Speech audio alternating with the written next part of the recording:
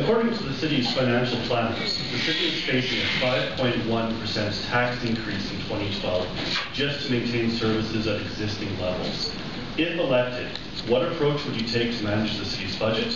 And if you would cut services, what services would you cut?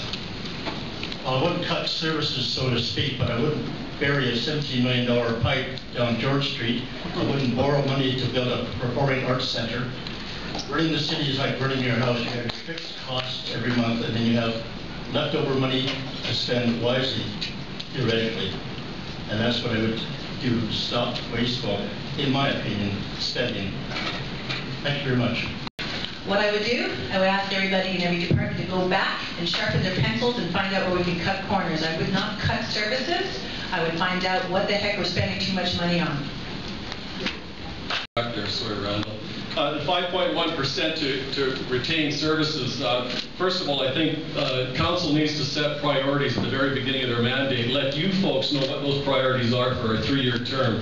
And I think we need to take a look at where our expenditures are within our operation, and that's the first step that I would take. A little bit ago, we had a meeting concerning the projected increase on tax levy, and I resisted it by proposing that we look at some different ways and methodology of finding approximately $700,000, which is a 1% increase, and finding more than just one of those.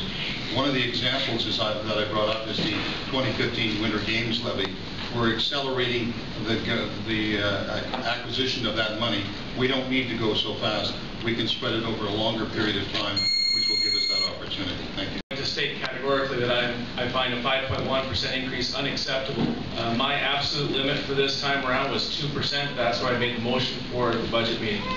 I think it should be less. And looking at how to fix that, it's finding greater efficiencies. An example that I did in the first term was looking at how we purchased our fleet. Changing how we purchased our fleet saved the city $750,000 a year, or 1%. Those are the efficiencies we need to find. I agree with all the previous speakers. We cannot have a 5% or a 7% increase in taxes. Every department must sharpen their pencils, and I've done that in my organization by getting the people who do the work. They know where the inefficiencies are and where they can become more efficient without cutting services, and that's how I would go about it.